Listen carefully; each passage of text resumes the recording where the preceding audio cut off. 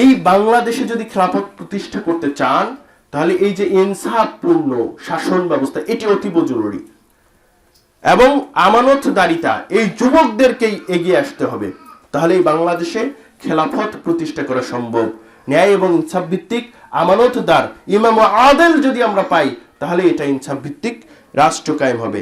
আরেকটি কথা আমি আপনাদেরকে বলে দিতে চাই, এটা আমার ছোট্ট মানুষের কথা, মানে সরকার দলীয় প্রশাসন কখনো নিরপেক্ষ হতে পারে না, এটা আমার কাছে মনে হয়, রাজনৈতিক কোনো কথা নয়। সরকার দলীয় কেমন, একজন এর আগে 5 আগস্টের আগে যিনি ছিলেন ওই প্রশাসন যাদেরকে তাড়িয়েছে একই প্রশাসন যাদেরকে শেল্টার দিত তাদেরকে তাড়াচ্ছে, তার মানে ঘাপলা আছে। একই তো প্রশাসন, যাদেরকে আগে তাড়াইতো, যাদের উপরে জুলুম নির্যাতন হতো, এখন এখানে কি প্রশাসনের দোষ? না, একদম আমরা ইমাম আদেল ন্যায়পরায়ণ শাসক এরকম পাচ্ছি না। তবে আগের তুলনায় এখন ভালো, কারণ এটা আমরা খেলাফতে যেভাবে আমির নিযুক্ত হবে ঠিক সেম কায়দায় এই ইন্টারিম গভর্নমেন্ট প্রধান উপদেষ্টাকে নিয়োগ দেওয়া হয়েছে। সম্মানিত উপস্থিতি, আপনাদের প্রতি উদাত্ত আহ্বান থাকবে, আমার আকুল আবেদন থাকবে এই মসজিদটির ব্যাপারে। যেহেতু নতুন মসজিদ, আমি অন্য বিষয়ে যদিও বক্তব্য দিতাম, কিন্তু আসার পরে যে ভাইজান আমাকে ইনভাইট করেছেন উনি বললেন যে কিছু বলেন, তাই কথাগুলো আমি এদিক থেকেই কিছু বলার চেষ্টা করলাম। এখন কথা হচ্ছে যে আপনাদের বিষয়ে আমার যেটা, এই যুবকদের ব্যাপারে একটু 2-1 মিনিট আমি নিয়ে নিচ্ছি, এরপরেই সালাত আদায় করে দেব ইনশাআল্লাহ তাআলা। যে যুবকদের বিষয়ে যে বিষয়টা সব থেকে বেশি ইম্পর্টেন্ট সেটা হচ্ছে যে আমি পিতাদেরকে নাসিহা করি, সেটা হচ্ছে যে আপনার ছেলে কোন বন্ধু বান্ধবের সাথে ঘুরে আপনি ওই বন্ধু বান্ধবদের একদিন ইনভাইট করবেন, খাওয়াবেন, চা খাওয়াবেন, খাইয়ে তাদের সঙ্গে কথা বলবেন তারা কেমন, তারা সালাত আদায়কারী কিনা, তার দেখবেন প্যান্টটা টাকনুর নিচে কিনা, কপালে নামাজের চিহ্ন আছে কিনা, তার মুখে দাঁড়িয়ে আছে কিনা, খুব ভালো করে বুঝবেন। কিন্তু আপনার সন্তানটা কেন, এটা খুব ইম্পর্টেন্ট। আপনাকে বলি আমি 5010 নম্বর হাদিস, আবু মুসা আল আশআরী রাদিয়াল্লাহু থেকে মিশকাতের হাদিস, একেবারে অনুবাদ করে শুধু দিচ্ছি, যে হাদিসটা 2101 নম্বরে সহিহুল বুখারীতে আছে, যে ভালো বন্ধু এবং খারাপ বন্ধুর উদাহরণ কি, আতর বিক্রেতা এবং কামারের মতো। আতর বিক্রেতা যদি আপনার বন্ধু হয় তাহলে আতর বিক্রেতা আপনাকে ফ্রিতে কিছু আতর দেবে। বন্ধু মানুষ না, যাবেন, আমি মসজিদে এসেছি, যার কাছে আতর ছিল আমাকে একটু আতর দিলেন, সবাইকে দিলেন একটু করে, তাই না? তারপরে হচ্ছে যে যদি এটা নাও পান, পাশে একজন লোক যদি আতর ব্যবহার করে, অর্থাৎ আতর বিক্রেতা বন্ধু হলে সুগন্ধটা পাবেই, পাবে না? আর অথবা কিছু আতর সেখানে ক্রয় করবে। আপনি যদি আতর বিক্রেতার কাছে যান, যেতে যেতে আপনার কাছে কি মনে হবে বলেন তো, যে যেহেতু আতর বিক্রেতা উনি, তাহলে মনে হবে যে বন্ধুর কাছে বসে একটা আতর ক্রয় করি। সম্মানিত উপস্থিতি, এই জন্য হচ্ছে যে আপনার এই বন্ধুটা দরকার। কামার যদি আপনার বন্ধু হয় তাহলে কামার কি করবে, যে কামারের হাপড়ে বসলে আপনার কাপড় পুড়িয়ে দেবে, জ্বালিয়ে দেবে, অথবা একটা দুর্গন্ধ পাবেন আপনি। অতএব ছেলেদেরকে আমি উদাত্ত আহ্বান জানাবো, আপনারা বন্ধু সিলেকশনের ব্যাপারে খুবই ভালোভাবে চিন্তা ভাবনা করে বন্ধু সিলেকশন করবেন। 3 জন বন্ধু যদি থাকে, গেছে এক জায়গায় বেড়াতে, 2 জন আসরের আজান দিয়েছে, 2 জন সালাত আদায় করে আর একজন এমনিতে সালাত আদায় করে না, কি হবে ওই জায়গার ঘটনা জানেন? 2 বন্ধু আরেকজনকে টানবে, আমরা পড়তেছি তুই উপর, মানে ওই ছেলেটা তখন দাঁড়িয়ে থাকার চাইতে বলবেন না নামাজটা পড়েই নেই, তাই নয় কি? যদি 3 বন্ধুর মধ্যে 2 বন্ধু বেনামাজি হয় আর একজন নামাজে যায়, তখন কেবে যে এরা পড়ে না, আমি একাই একাই গিয়ে নামাজ পড়ে আসবো, এরা 2 জন টাইনা ধরবে। The feet of the son of Adam don't move from before his Lord.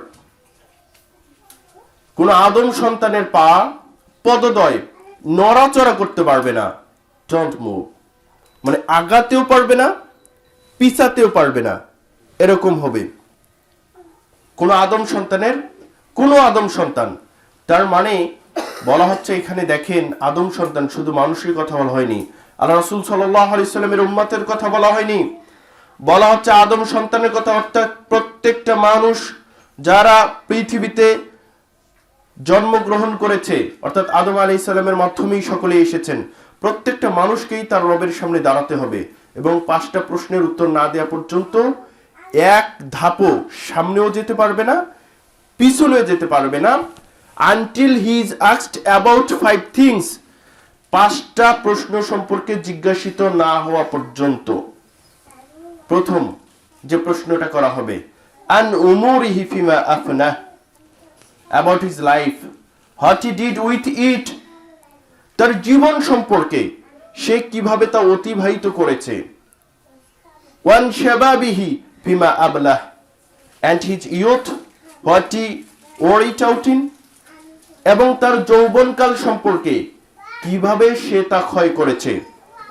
ওয়া আন মালিহি মিন আইনা আকতাসাবাহ, and about his wealth, how he earned it, wa fima anfaqahu, and he spent it upon, এবং সম্পদ সম্পর্কে 3 নম্বর প্রশ্ন করা হবে কিভাবে সে তা উপার্জন করেছে।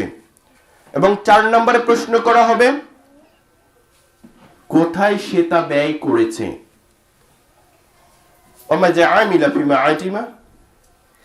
পঞ্চম নম্বরে যে প্রশ্ন করা হবে তা হচ্ছে যে what he did with it, what he knew, তার জ্ঞান অনুযায়ী সে কতটুকু আমল করেছে। 5টা প্রশ্ন। আমাদের আলোচনা হয়তো এর মধ্যেই সীমাবদ্ধ থাকবে, আমরা হয়তোবা এটিকেই ব্যাখ্যা করার মতো যথেষ্ট পরিমাণ সময় পাবো না। 5টা প্রশ্ন করা হবে। নাম্বার 1, একজন মানুষের জীবন কিভাবে সে অতিবাহিত করেছে। নাম্বার 2, তার যৌবনকাল কিভাবে সে অতিবাহিত করেছে, ক্ষয় করেছে।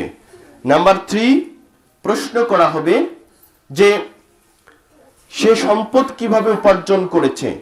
আমাদের অনেকের অনেক সম্পদ আছে, হাজার হাজার কোটি টাকার মালিক রয়েছে, কিন্তু এই সম্পদটা কিভাবে উপার্জন করেছে সে সম্পর্কে প্রশ্ন করা হবে।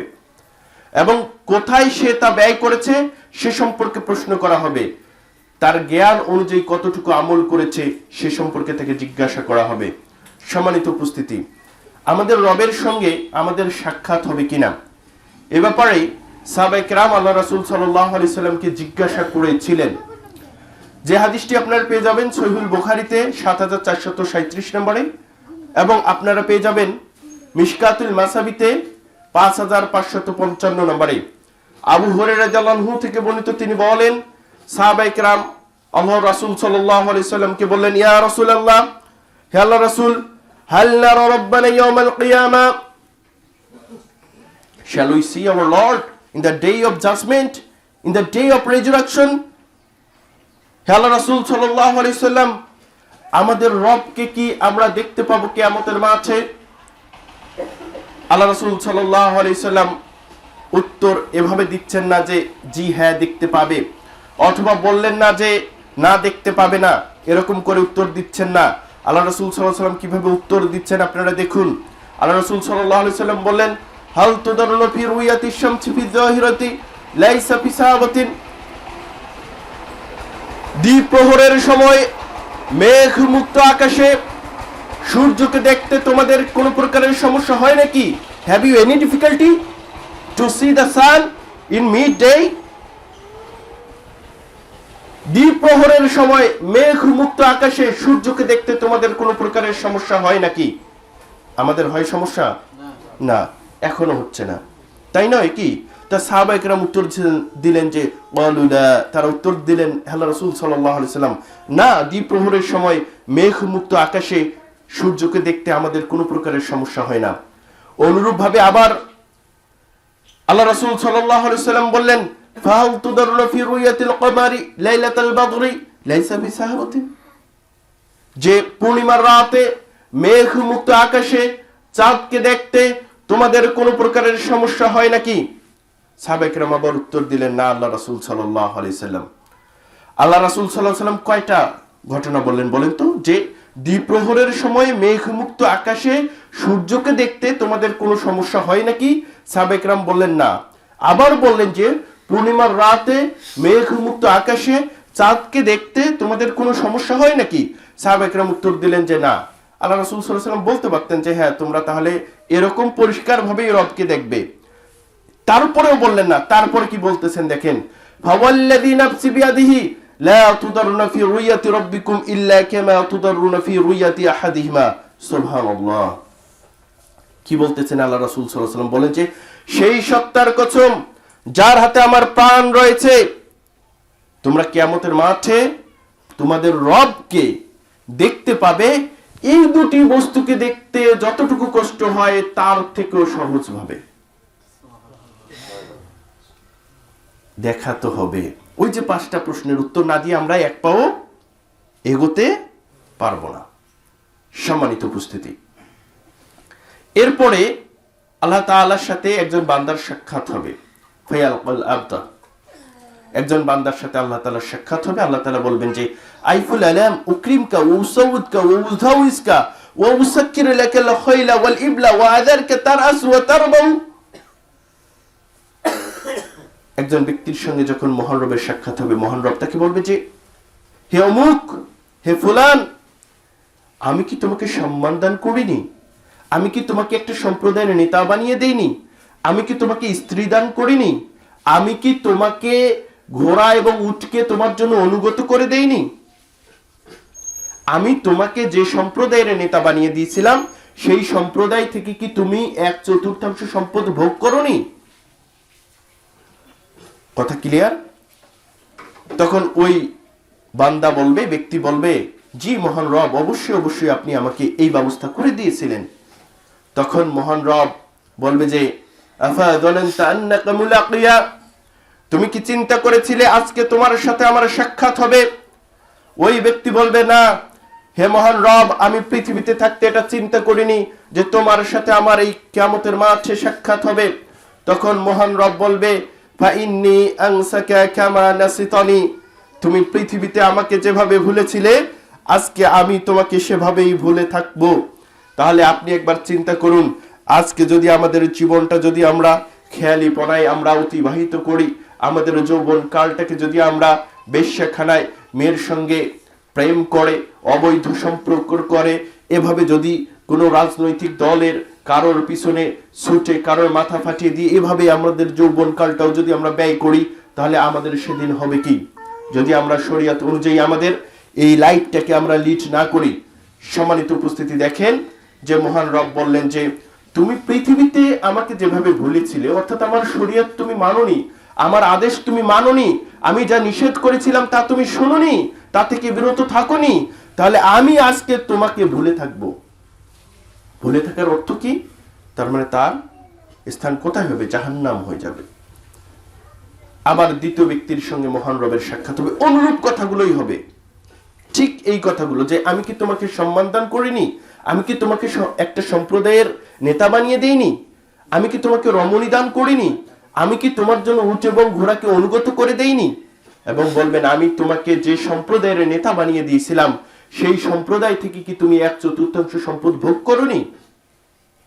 ওই ব্যক্তি আবার দ্বিতীয় ব্যক্তি বলবে যে হ্যাঁ মহান রব, আপনি আমাকে এমনটা করে দিয়েছিলেন। মহান রব ওই বান্দাকে বলবেন যে আবার আফা যানানতা আন্নাকা মুলাকিয়া, তুমি কি চিন্তা করেছিলে তোমার সাথে আমার সাক্ষাৎ হবে? ওই ব্যক্তি বলবে না, ইয়া আল্লাহ, আমি তো এটা চিন্তা করিনি।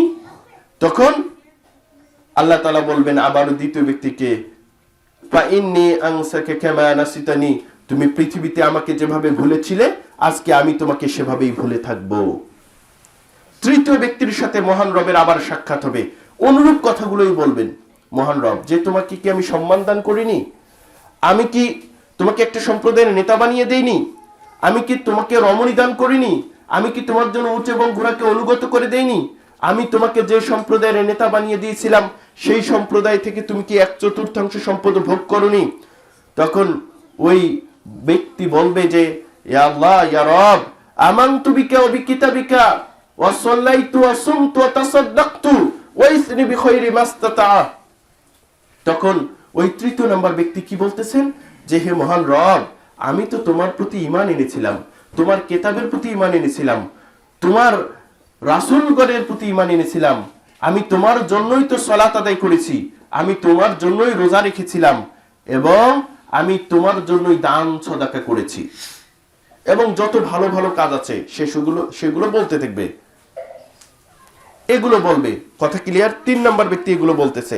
এখন যে কেউ তো বলতে পারে মহান রব কি, হে মহান রব, আমি এই কাজগুলো তোমার জন্য করেছি, কিন্তু এই কাজগুলো মহান রবের সন্তুষ্টির জন্য হয় কিনা এই বিষয়ে এখানে বলা হচ্ছে। এখন মহান রব বলবেন যে তুমি এখানে হাউনাইদান, তুমি এখানে থেমে যাও।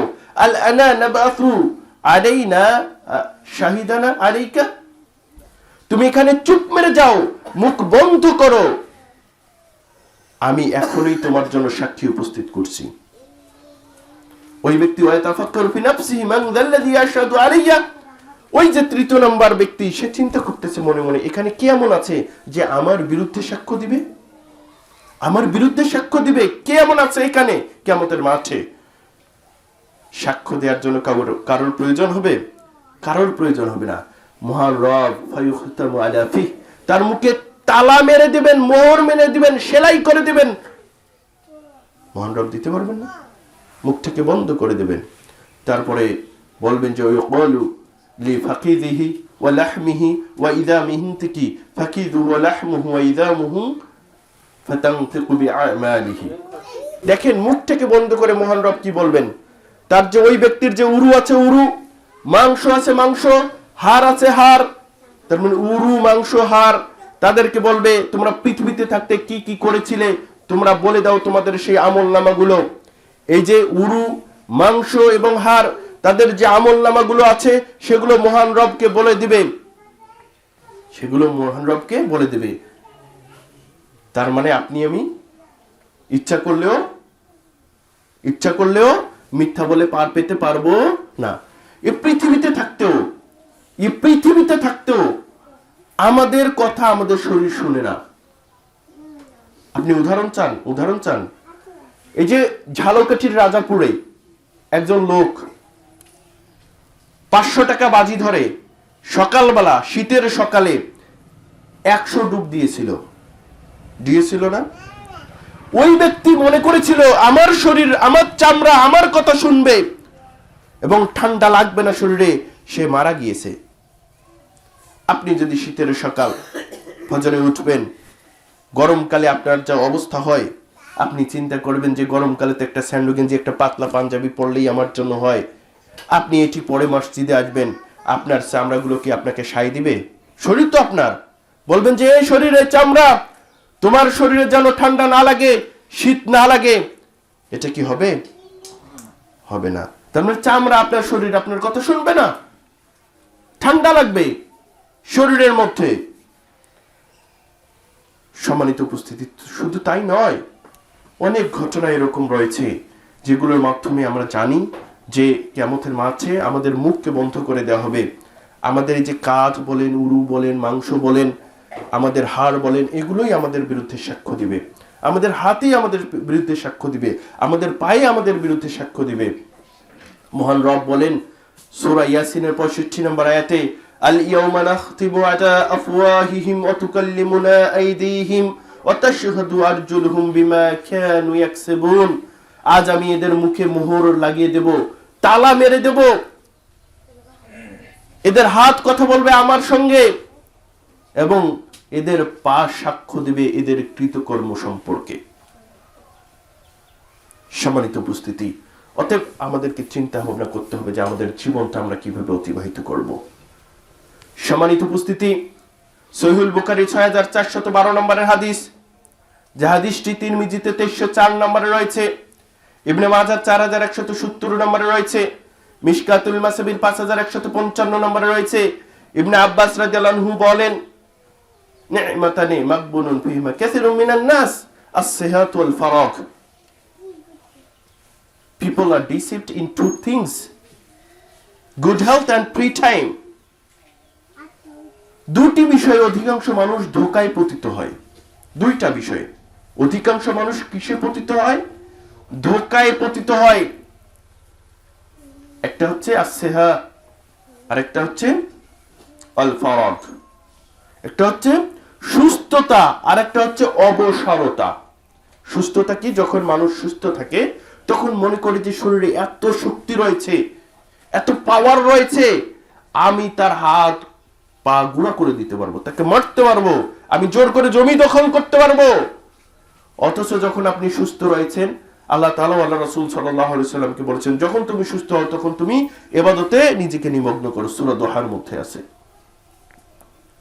তার মানে যখন সুস্থ থাকবো এটাকে আল্লাহর ইবাদতে কাজে লাগাতে হবে। এবং অবসরতা, আমি একটা দিন সময় পাই অফিস করার পরে, তাহলে ওই দিনটাতে মহান রবের ইবাদত কিভাবে বেশি বেশি করা যায় সেই চিন্তা ফিকির আমাদেরকে করতে হবে। কিন্তু আমরা তা না করে আমরা কিভাবে এই দিনটাকে বিভিন্ন জায়গায় গিয়ে নষ্ট করব সময়গুলোকে, এটাতেই আমরা ফন্দি ফিকির করি। ছোট্ট ছোট্ট ছেলে মেয়ে যারা কলেজ ইউনিভার্সিটিতে পড়ে তারাও চিন্তা করে যে আমি এতদিন ক্লাস করলাম, দুই একটি দিন সময় পেয়েছি, এই দুই একটা দিন আমি এখন বন্ধুর সঙ্গে আড্ডা দেবো, অন্য জায়গায় যাব। অথচ এই সময়টাকেও যদি সে ইউটিলাইজ করতে পারতো, অর্থাৎ চাকরির পরীক্ষার জন্য অথবা আল্লাহর ইবাদতে কিছু সময় কাটিয়ে যদি করতে পারতো, পরকালের পথে হতো এবং চাকরির প্রিপারেশনটাও ভালো হতো। এই জন্য এই সময়টাকে আমাদের কাজে লাগাতে হবে এবং সুস্থতাকে আমাদেরকে কাজে লাগাতে হবে।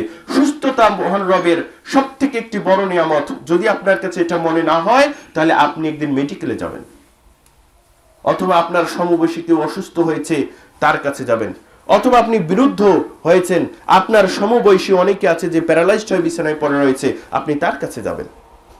দেখবেন বিছানায় প্রস্রাব পায়খানা করে ইবাদতে মন বসে না। অতএব হে চাচা, আপনি আজকে চিন্তা করুন আপনার এই অবসরের সময়টাকে আপনি কাজে লাগাবেন কিভাবে, মহান রবের ইবাদত বন্দেগী করার মাধ্যমে। মুস্তাওরিদ ইবনে শাদ্দাদ রাদিয়াল্লাহু আনহু থেকে একটি হাদিস, যে হাদিসটি আপনারা পেয়ে যাবেন মিশকাতুল মাসাবির 5156 নম্বরে। উক্ত হাদিসটি আপনারা পেয়ে যাবেন তিরমিজিতে 2323 নম্বরে এবং ইবনে মাজাহর 4108 নম্বরে। মুস্তাওরিদ ইবনে শাদ্দাদ রাদিয়াল্লাহু আনহু তিনি বলেন, ওয়াল্লাহি মা দুনিয়া ফিল আখিরা ইল্লা মিথলু মা ইয়াজালু আহাদুকুম ইসবাআহু ফিল ইয়াম্মি ফালইয়ানজুর বিমা ইয়ারজিউ। মুস্তাওরিদ ইবনে শাদ্দাদ রাদিয়াল্লাহু আনহু তিনি বলতেছেন যে আল্লাহ রাসূল সাল্লাল্লাহু আলাইহি সাল্লাম থেকে আমি শ্রবণ করেছি, আল্লাহ রাসূল সাল্লাল্লাহু আলাইহি সাল্লাম বলেন, ওয়াল্লাহি মা দুনিয়া ফিল আখিরা ইল্লা মিথলু মা ইয়াজালু আহাদুকুম ইসবাআহু ফিল ইয়াম্মি ফালইয়ানজুর বিমা ইয়ারজিউ। আখিরাতের তুলনায় পার্থিব জীবনটা হচ্ছে এতটুকু, তার উপমা হচ্ছে এতটুকু। তোমাদের যে কেউ তার আঙ্গুলটাকে একটা মহা সমুদ্রের মধ্যে প্রবেশ করাক অথবা উঠিয়ে দেখুক কতটুকু পানি আনতে পেরেছে। আমি আপনাদেরকে বলি, খুব ভালোভাবে একটু চিন্তা করুন। আপনি আটলান্টিক মহাসাগরের মধ্যে অথবা প্রশান্ত মহাসাগরের মধ্যে আপনার আঙ্গুলকে ঢুকিয়েছেন, ঢোকানোর পরে আপনি পানি উঠালেন। এই আঙ্গুলের মধ্যে কতটুকু পানি আছে বলেন তো? এক ফোঁটা অথবা পানির চিহ্ন। এই যে এক ফোঁটা অথবা পানির চিহ্ন, এতটুকু হচ্ছে আপনার এই পার্থিব জীবন। আর আটলান্টিক যে মহাসাগর মহাসমুদ্রের মধ্যে পানি রয়েছে, এটা আখিরাতের জীবন।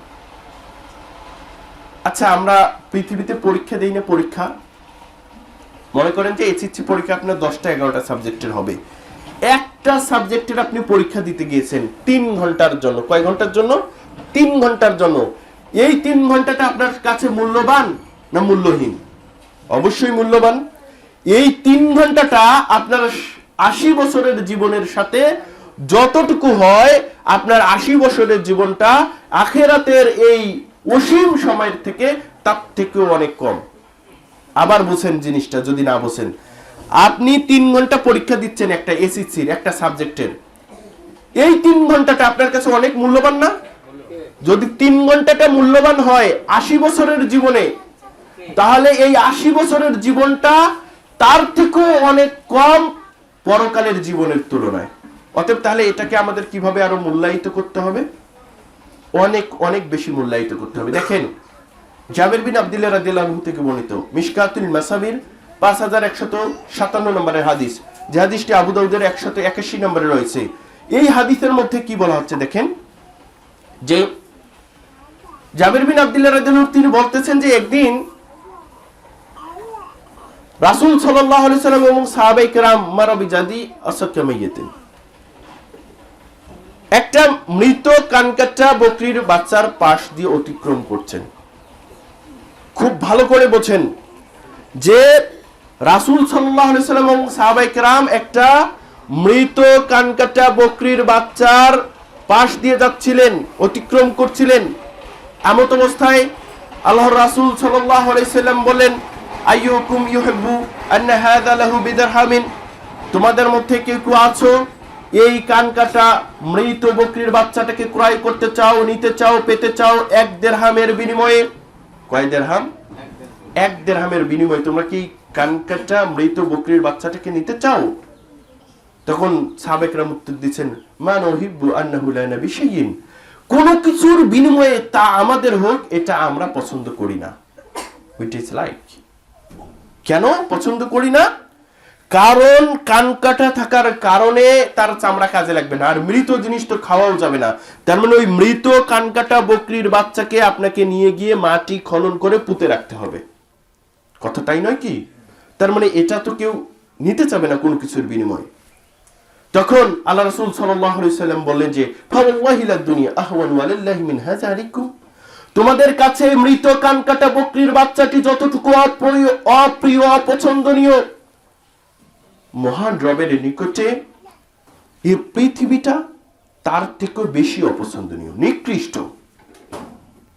দেখেন 2320 নম্বর হাদিস তিরমিজির, যে হাদিসটি 5177 নম্বরে রয়েছে মিশকাতুল মাসাবিতে। সাল বিন সাঈদ রাদিয়াল্লাহু আনহু থেকে বর্ণিত, তিনি বলেন আল্লাহ রাসূল সাল্লাল্লাহু আলাইহি সাল্লাম বলেছেন, লাউ কানাতিদ দুনিয়া তা'দিলু ইনদাল্লাহি জানহা বাউদাতিন মা সাqa কাফিরান মিনহা শারবাতান, এই পৃথিবীর মূল্য যদি মহান রবের নিকটে একটা মাছির ডানার সমপরিমাণ হতো, তাহলে তিনি কোনো কাফিরকে এক ঢোক পানিও গিলতে দিতেন না। কথা বুঝতেছেন কি? মাছির ডানার কোনো মূল্য আছে আমাদের কাছে? তার মানে মাছির ডানার সমপরিমাণ মূল্য যদি পৃথিবীর হতো মহান রবের নিকটে, তাহলে কোনো কাফিরকে, যে মহান রবকে অস্বীকার করে, যারা কুফরি করে, তাদেরকে এক ঢোক পানিও গিলতে দিতে না। কারণ পানির স্রষ্টাকে মহান রব। কিন্তু এই পানির মূল্য শুধু নয়, হীরা মানিক মুক্তা সোনা রূপা যত কিছু আছে না কেন, এই পৃথিবী ভূগর্ভে যত আপনি খনিজ সম্পদ পান না কেন, পৃথিবী সহ সবকিছুই মহান রবের নিকটে একটা মাছির ডানার চাইতেও নিকৃষ্ট। কথা ক্লিয়ার? এই পৃথিবী পাওয়ার জন্য আমরা হন্য হই। সূরা আলার 16 এবং 17 নম্বর আয়াতে মহান রব বলেন, বাল তুসিরুনাল হায়াতাদ দুনিয়া ওয়াল আখিরাতু খায়রুম ওয়া আবকা, তোমরা এই পার্থিব জীবনকে বেশি প্রায়োরিটি দিয়ে থাকো, প্রাধান্য দিয়ে থাকো, অথচ আখিরাতের জীবন কতই না উত্তম এবং চিরস্থায়ী। তোমাদের জন্য কতই না উত্তম এই আখিরাতের জীবনটা। তাহলে আখিরাতের পাথরই আমাদেরকে সংগ্রহ করতে হবে। সম্মানিত উপস্থিতি, 5158 নম্বর হাদিস মিশকাতুল মাসাবিহ, যে হাদিসটি তিরমিজিতে 2324 নম্বরে রয়েছে। এই হাদিসটার মধ্যে আবু হুরায়রা রাদিয়াল্লাহু আনহু থেকে বর্ণিত, তিনি বলেন আল্লাহ রাসূল সাল্লাল্লাহু আলাইহি সাল্লাম বলেছেন, ইন্নাদ দুনিয়া সিজনুল মুমিন ওয়া জান্নাতুল কাফির, এই দুনিয়াটা হচ্ছে মুমিনদের জন্য জেলখানা স্বরূপ। জেলখানা কি?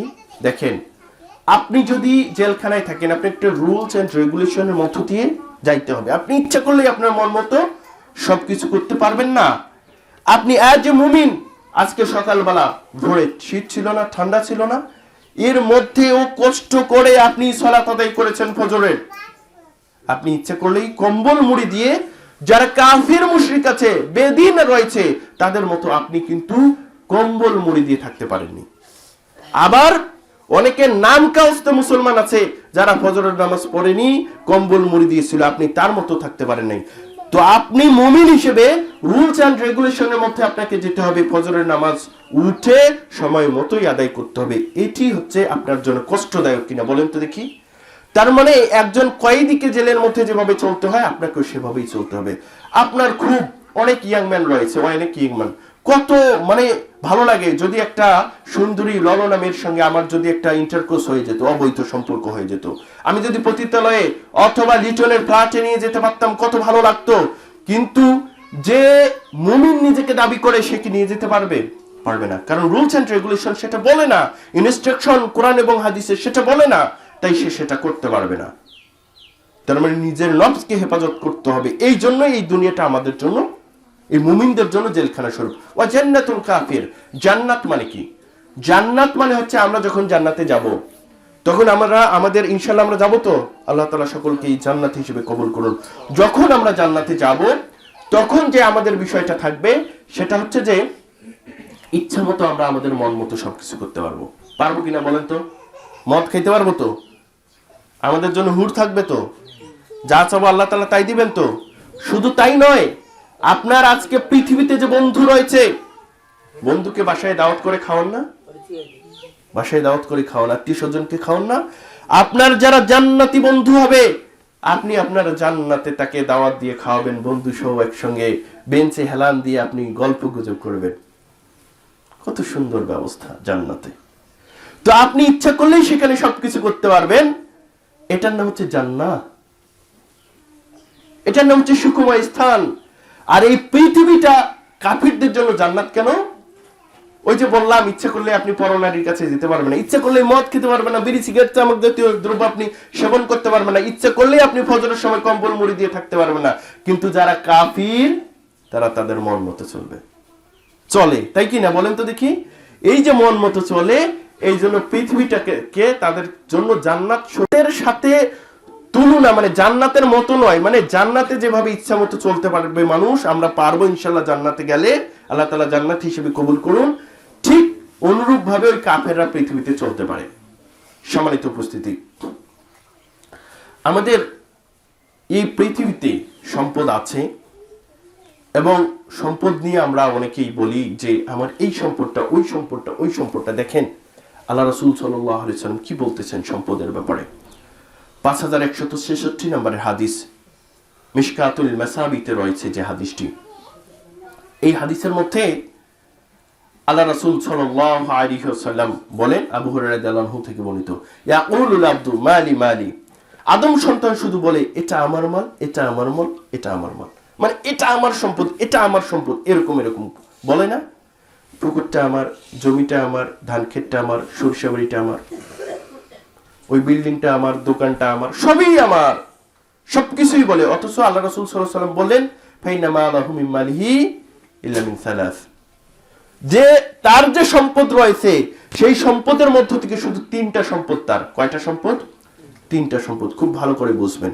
নাম্বার 1, মা আকালা ফাআফনা, যা সে খেলো, খেয়ে লেট্রিনে চলে গেল। কথাটা এভাবেই আমি অনুবাদটা করলাম, মানে খাওয়ার পরটা কোথায় যাবে? খায়া ধ্বংস, মানে বাথরুমে গেছে, টয়লেটে গেছে, শরীরের জন্য যা কাজে লাগছে আলহামদুলিল্লাহ। আওলা বিসাফা আবলা, আর যা পরিধান করে সে ছিঁড়ে ফেলেছে। তার মানে দুইটাই, খাইছে, শরীরে কাজে লাগছে, আর কাপড় পরছে নিজের জন্যই। আও আতা ফাকতানা ওয়া মা সাওয়া যালিকা ফাহুয়া যাইবুন ওয়া তারিকুহু লিন-নাস, আর যা সে পৃথিবীতে রেখে গেছে আরেকটা সম্পদ, সেটা হচ্ছে যে আও আতা ফাকতানা ওয়া মা সাওয়া যালিকা ফাহুয়া যাইবুন তারিকুহু লিন-নাস, যা সে পরকালের জন্য নিজের জন্য দান সাদাকা করেছে, এটা তার সম্পদ। কথা ক্লিয়ার আপনারা? তার মানে যা খেয়ে হজম করেছে, যা পরে ছিঁড়ে ফেলেছে, যা সে দান করেছে পরকালের জন্য, দান সাদাকা করেছে, এটা তার সম্পদ। আর যা সে ছেড়ে যাবে প্রত্যেকটাই হচ্ছে তার ওয়ারিসের সম্পদ, অন্য মানুষের সম্পদ। কথা ক্লিয়ার? সম্মানিত উপস্থিতি, এজন্য মিশকাতুল মাসাবি 203 নম্বর হাদিসে বলা হচ্ছে যে আবু হুরায়রা রাদিয়াল্লাহু আনহু থেকে বর্ণিত, তিনি বলেন, আল্লাহ রাসূল সাল্লাল্লাহু আলাইহি ওয়াসাল্লাম বলেছেন, ইযা মাতাল ইনসানু ইনকাতা আমালুহু ইল্লা বিইহদা সালাস, যখন মানুষ মৃত্যুবরণ করে তখন তার সব আমল বন্ধ হয়ে যায়, শুধু 3টা আমল ব্যতীত। কয়টা আমল ব্যতীত? 3টা আমল। সাদাকাতিন জারিয়া, একটা হচ্ছে সদকায়ে জারিয়ার যে আমলটা রয়েছে, সেই সদকায়ে জারিয়ার আমল। ওয়া ইলমুন ইউনতাফাউ বিহি, এবং উপকারী ইলম। এই যে সদকায়ে জারিয়া কোনটা? এই মসজিদের জন্য আপনি যদি একটা ইটও দান করেন, ওকে মাফাসি কতাত, টিড্ডির ভাষা, বানাল্লাহু লাহু বাইতান ফিল জান্নাহ, মান বানা লিল্লাহি মাসজিদান বানাল্লাহু লাহু বাইতান ফিল জান্নাহ, যে ব্যক্তি একটা মসজিদ নির্মাণ করে দিবে, আল্লাহ তাআলা তার জন্য আখিরাতে জান্নাতে একটা ঘর নির্মাণ করে দেবেন। সুবহানাল্লাহ বলবেন না? শুধু আপনি বলতেছেন যে আমি মসজিদ নির্মাণ করে দেব, এতটুকুই হবে না, আপনার মসজিদ নির্মাণ করার তো সামর্থ্য নাই। তাহলে এখন কি করবেন আপনি? কি করবেন আপনি? আমি আপনাকে পরামর্শ দেই। একটা হাদিসে এসেছে, আল্লাহ রাসূল সাল্লাল্লাহু আলাইহি ওয়াসাল্লাম বলেছেন যে মান বানা লিল্লাহি বাইতান আও কামা ফাহাসকাতাত বানাল্লাহু লাহু বাইতান ফিল জান্নাহ। সুবহানাল্লাহ বলবেন না? কেউ যদি আল্লাহ তাআলার একটা ঘর নির্মাণ করে দেয়, অর্থাৎ মসজিদ নির্মাণ করে, অথবা টিড্ডির ভাষা পরিমাণ জায়গাও বন্ধ করে দেয়। টিড্ডির ভাষা কি বলেন তো দেখি? টিড্ডির ভাষাটা হচ্ছে যে একটা টিড্ডি, একটা ওই যে আমাদের মাটির ঘরে দেখবেন যে ছোট ছোট পোকা মাটি তুলে একটা করে ঘর করে না, ওই সম পরিমাণ একটা জায়গা ফাঁকা আছে, আপনি ওটা বন্ধ করার বন্দোবস্ত করে দিয়েছেন, অর্থ খরচ করেছেন, আপনার জন্য আল্লাহ তাআলা জান্নাতে ঘর নির্মাণ করে দেবেন। এখন প্রশ্ন হলো, যে ব্যক্তির ঘর জান্নাতে থাকবে ওই ব্যক্তি থাকবে কোথায়? এই তো সহজ কমন সেন্সের কোশ্চেন। যদি কেউ বলে যে হুজুর সাহেব মিম্বারে বসে আছেন, কোথায়? জান্নাতের মানে মসজিদের ভিতরে মিম্বারে বসে আছেন, তাহলে কি বলা লাগবে যে উনি মসজিদের ভিতরে আছেন? বলার প্রয়োজন আছে কি? কারণ জান্নাতের মধ্যে আল্লাহ তাআলা ঘর নির্মাণ করে দেবেন, ঘরটা তো জান্নাতের ভেতর হবে, তা আপনার ঘর আপনি পাবেন ইনশাআল্লাহ তাআলা, ওই নিয়তেই দান করবেন মসজিদে। দেখেন এরপরে আপনার কিচ্ছু নেই, আপনার কিচ্ছু নেই, খুব ভালো করে বুঝবেন। আপনার মসজিদ নির্মাণ করার অর্থ আছে, মসজিদ নির্মাণ করে দেবেন। আপনার টিড্ডির ভাষা সমপরিমাণ যদি আপনার অর্থ থাকে বন্ধ করে দেওয়ার মতো, আপনি তা দেবেন। যদি আপনার না থাকে তাহলে আপনি কি করবেন? আপনি সুপারিশ করবেন। কি করবেন? আবু মুসা রাদিয়াল্লাহু আনহু থেকে বর্ণিত মিশকাতুল মাসাবির 4956 নম্বরের হাদিস। এই হাদিসের মধ্যে আল্লাহ রাসূল সাল্লাল্লাহু আলাইহি ওয়াসাল্লাম বললেন যে আল্লাহ রাসূল সাল্লাল্লাহু আলাইহি ওয়াসাল্লামের কাছে যদি কোনো ভিক্ষুক অথবা কেউ কোনো কিছু চাইতে আসতো, তখন আল্লাহ রাসূল সাল্লাল্লাহু আলাইহি ওয়াসাল্লাম তার সাহাবায়ে কেরামকে বলতেন যে ইশফাউ ফালতুজারু ওয়া ইয়াকদিল্লাহু আলা লিসানি রাসূলিহি মা শাআ। আল্লাহ রাসূল সাল্লাল্লাহু আলাইহি ওয়াসাল্লাম বলেন তোমরা সুপারিশ করো, তোমাদের জন্য প্রতিদান আছে। বলেন তো আল্লাহ রাসূল সাল্লাল্লাহু আলাইহি ওয়াসাল্লামের কাছে কেউ কোনো কিছু চাইতে এসেছে যে অমুক জায়গায় দিতে হবে, অমুক বিধবাকে দিতে হবে, অমুক অভাবগ্রস্তকে দিতে হবে, অমুক মসজিদে দিতে হবে, মাদ্রাসায় দিতে হবে, অমুক সাহাবীর জন্য দিতে হবে, গরিব। আল্লাহ রাসূল সাল্লাল্লাহু আলাইহি ওয়াসাল্লাম কি বলতেন সাহাবায়ে কেরামকে? এমনটা তো আল্লাহ রাসূল সাল্লাল্লাহু আলাইহি ওয়াসাল্লাম দিয়ে দিতে পারতেন, কিন্তু না দিয়ে কি বললেন? ইশফাউ, তোমরা সুপারিশ করো, ফালতুজারু, তাহলে তোমাদের জন্য প্রতিদান আছে। আর আল্লাহ রাসূল সাল্লাল্লাহু আলাইহি ওয়াসাল্লাম বলেন ওয়া ইয়াকদিল্লাহু আলা লিসানি রাসূলিহি মা শাআ। আল্লাহ তাআলা যে বিষয়ে বিধান জারি করতে চান তা তার রাসূলের মুখ দিয়েই বের করেন। তার মানে প্রতিদান আছে। কতটুকু প্রতিদান? মিশকাতুল মাসাবির 158 নম্বরের হাদিস, আবু হুরায়রা রাদিয়াল্লাহু আনহু থেকে বর্ণিত। তিনি বলেন আল্লাহ রাসূল সাল্লাল্লাহু আলাইহি ওয়াসাল্লাম বলেছেন মান দা'a ইলা হুদান কানা লাহু মিনাল আজরি মিথলু উজুরি মান তাবিআহু লা ইয়ানকুসু যালিকা মিন উজুরিহিম শাইআ। আল্লাহু আকবার। কেউ যদি কাউকে হেদায়েতের দিকে ডাকে, ভালো কাজের দিকে ডাকে, তাহলে তার জন্য অনুরূপ পরিমাণ সওয়াব রয়েছে যা তার অনুসারীর জন্য রয়েছে, এতে তাদের সওয়াবের কোনো কমতি হয় না, বিন্দু পরিমাণও কমতি হবে না, অনুপরিমাণও কমতি হবে না। কেমন? আমি বলি। মনে করেন যে অমুক সাহেব এই মসজিদের 5 বস্তা সিমেন্ট দেবে, ঠিক আছে? তো আপনি পাশ থেকে বলছেন ভাই দেন না সিমেন্টটা, উনি 5 বস্তা দিয়ে যে সব পাইবে আপনি সেই সব পাবেন, তাতে কারোর সবের কোনো কমতি হবে না। এখন উনি কি চাইবে যে উনি সবটা পাক? চাবে না, চাওয়া উচিত, চাইতে হবে। কেন? আল্লাহ রাসূল সাল্লাল্লাহু আলাইহি ওয়াসাল্লাম তো নিজেই বলছেন ইশফাউ, তোমরা সুপারিশ করো। তার মানে আপনার কাছে যদি কেউ কখনো চাইতে আসে এই মসজিদের জন্য যে 10,000 টাকা দিতে হবে, আশেপাশে সবাইকে আপনি একবার বলবেন যে আপনারা কি সুপারিশ করতেছেন? আপনি যদি ইজাজাতটা নেন, সবাই যদি বলে যে হ্যাঁ আপনি দিয়ে দেন 10,000 টাকা, আপনি দিয়ে যে সব পাবেন, বাকি সকলেই ঠিক সেম পরিমাণ সব পাবে, তাতে কারোর কোনো সওয়াবের কমতি হবে না। তিন ধর্ম কত সহজ, সওয়াব অর্জনের পন্থা কত সহজ, আমরা করতে চাই না। পন্থা বা পদ্ধতিগুলো না জানার কারণে আমরা করতে পারি না। সম্মানিত উপস্থিতি, যে জায়গায় ছিলাম আমি 5166 নম্বর হাদিস অনুবাদ করতেছিলাম, আবু হুরায়রা রাদিয়াল্লাহু আনহু থেকে বর্ণিত এই হাদিসটা অনুবাদ করতেছিলাম, যেখানে কি বলা হচ্ছে যে মানুষ যখন মারা যায় তখন তার 3টা আমল ছাড়া সব আমলগুলাই বন্ধ হয়ে যায়। একটা সাদাকাতুন জারিয়া, আর একটা হচ্ছে ওয়া ইলমুন ইউনতাফাউ বিহি, উপকারী ইলম। উপকারী ইলম যে কাউকে কোরআন শেখাবে, দ্বীনি জ্ঞান শেখাবে, এই উদ্দেশ্য যেন থাকে, মাকসাদ থাকে যে ওর মাধ্যমে যত খেদমত হবে আল্লাহ তাআলা আমাকে যেন আজর দেয়, প্রতিদান দেয়। তাহলে ওই ছাত্র যদি জীবনে আরো 5,000 ছাত্রকে পড়ায়, এভাবে ডেস্টিনি আপনারা পড়েছে, মানে দেখেছিলেন একটা সংগঠন ছিল যে বাড়াবে এইভাবে পার্সেন্টেজ পায়।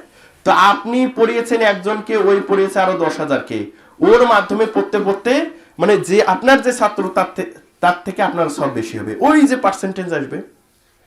আরেকটা আছে ওয়ালাদুন সলিহুন ইয়াদউ লাহু, আর হচ্ছে নেককার সন্তান মৃত্যুর পরে যদি হাত তুলে দোয়া করে, তার জন্য বাবার জন্য দোয়া করে, অথবা বাবার জন্য নেক যতগুলো কাজ করবে সেগুলোর সব ওই পিতামাতা পাবে। কথা ক্লিয়ার আমার? সাদাকাতুন জারিয়া বলতেছিলাম এখানে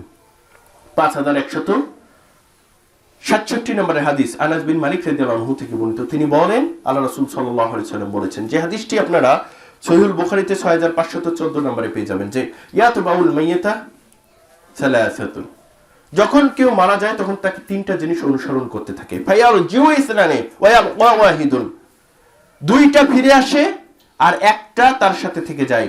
ইয়াতবাউ আহলুহু ওয়া মালুহু ওয়া আমালুহু, তাকে অনুসরণ করতে থাকে তিনটা জিনিস, একটা হচ্ছে আহল পরিবার, ওয়া মালুহু এবং মাল সম্পদ, ওয়া আমালুহু এবং তার আমল। কথা ক্লিয়ার?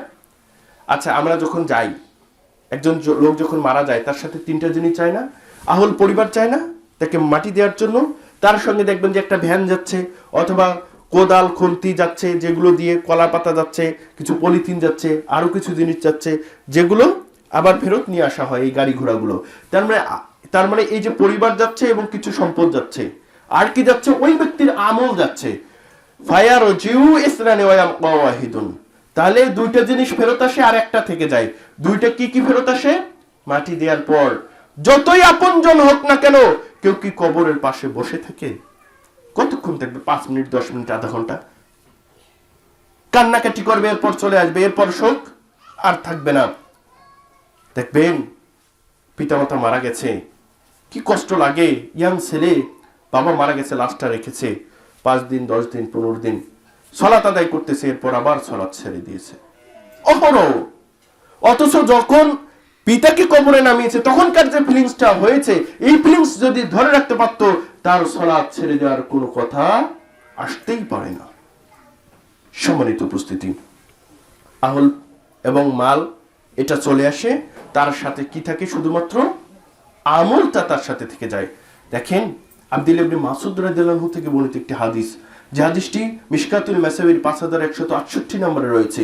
তিনি বলেন আল্লাহ রাসূল সাল্লাল্লাহু আলাইহি ওয়াসাল্লাম একদিন সাহাবায়ে কিরামকে বলতেছেন, আইয়ুকুম ইউহিব্বু মাল ওয়ারিসিহি, আইয়ুকুম মাল ওয়ারিসিহি আহাব্বু ইলাইহি মিন মালিহি, তোমাদের মধ্যে এমন কেউ আছে যে নিজের সম্পদ অপেক্ষাও ওয়ারিসের সম্পদকে বেশি পছন্দ করে?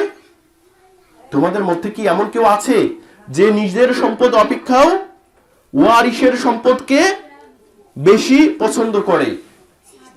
তখন সাহাবায়ে কেরাম উত্তর দিচ্ছেন যে ইয়া রাসূলুল্লাহ মা মিন্না আহাদুন ইল্লা মালুহু আহাব্বু ইলাইহি মিন মালি ওয়ারিসিহি, আমাদের মধ্যে একজনও নাই যে নিজের সম্পদ অপেক্ষা ওয়ারিসের সম্পদকে বেশি পছন্দ করে।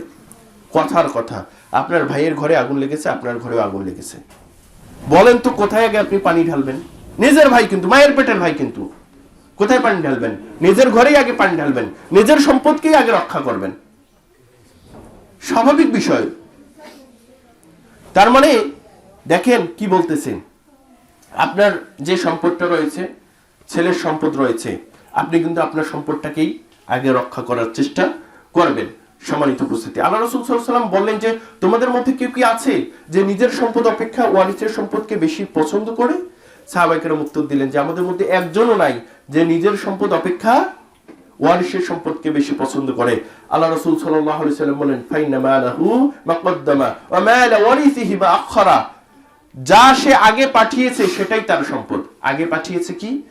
আগে পাঠিয়েছে বলতে বেঁচে থাকতে সে যদি মসজিদ, মাদ্রাসা, এতিমখানা অথবা এই যে সমাজ সংস্কারমূলক যে কাজগুলো রয়েছে, সদকায়ে জারিয়া রয়েছে, এরকম কোনো কাজ করে থাকে, এগুলো তার আগে পাঠানো সম্পদ, এগুলোই তার জন্য থাকবে। কথা আমার বুঝতেছেন? আর যা সে ছেড়ে যাবে তা হচ্ছে তার ওয়ারিসের সম্পদ। আপনি মরেই দেখেন না, বাস্তব অভিজ্ঞতা নেন না পৃথিবী থেকে, বাবাকে কবর দিয়ে এসে জমি বন্টন করতে হবে, খুবই ভালো কথা, বোনকে কিভাবে ঠকানো যায় এটা নিয়েই তো আগে পড়ে থাকে, কে ভালো জমিটা নেবে এটা নিয়েই তো পড়ে থাকে।